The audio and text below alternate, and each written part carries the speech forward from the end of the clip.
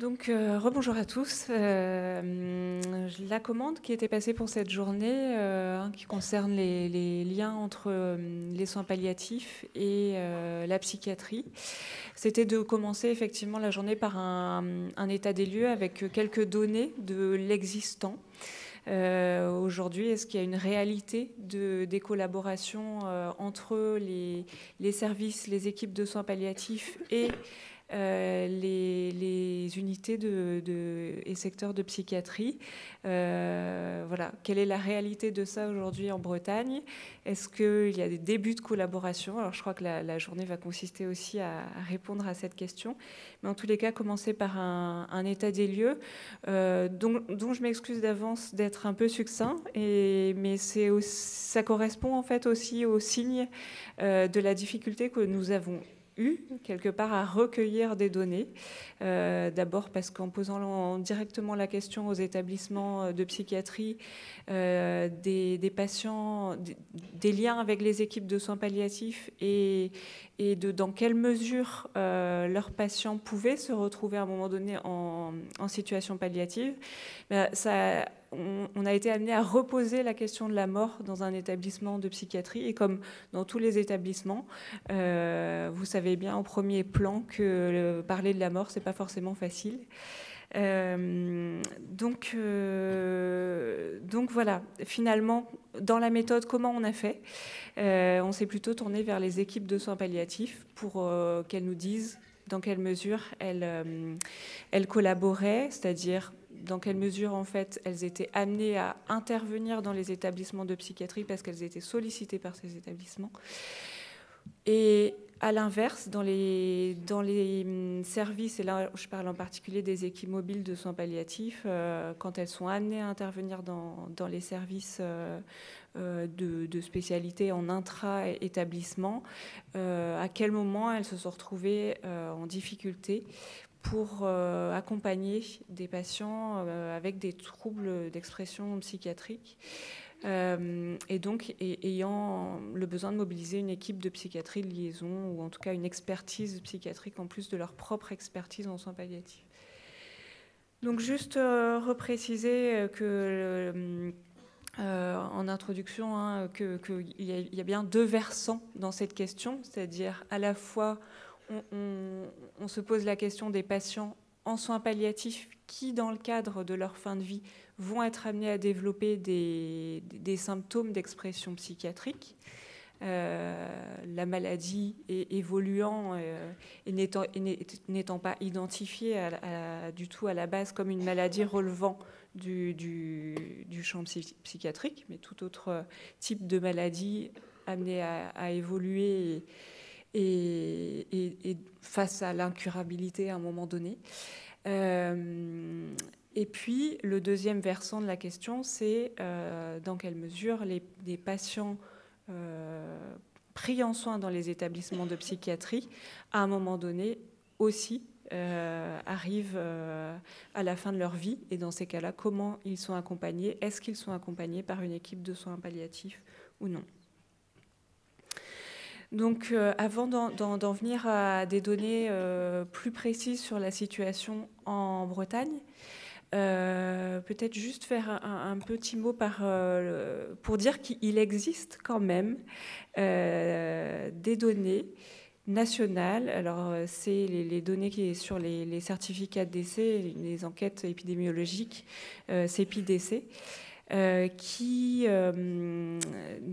regarde précisément quelles sont les causes des décès des personnes.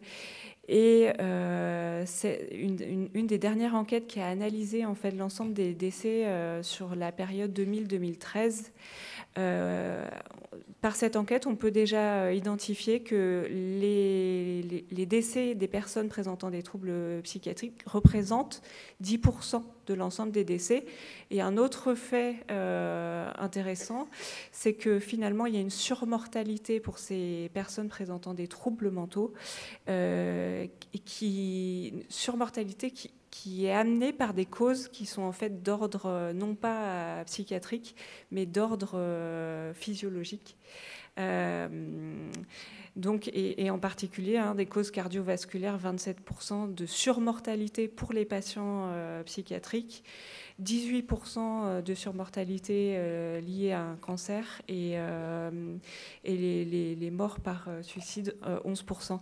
C'est complètement inédit parce que, je vous le dis aussi, parce qu'en ayant interrogé les établissements de psychiatrie, enfin, pas tous en Bretagne, mais quelques-uns, et notamment les départements d'information médicale, le premier élément qui revenait, c'était vraiment quand on pose la question de la mort des patients en établissement psychiatrique, c'est le suicide. Et c'est important de dire qu'au-delà de ça, de cette mort par suicide, il y a aussi toutes les autres causes en fait de mortalité et qui sont pas de l'ordre de la maladie psychiatrique, mais réellement nécessitant un accompagnement, comme pour n'importe quel autre patient.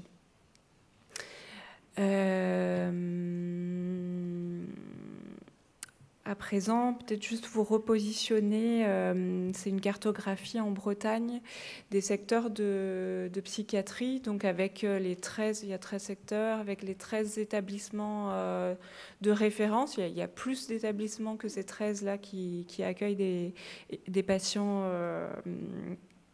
développant des maladies psychiatriques. Mais voilà, c'est les 13 établissements de référence qui sont là identifiés.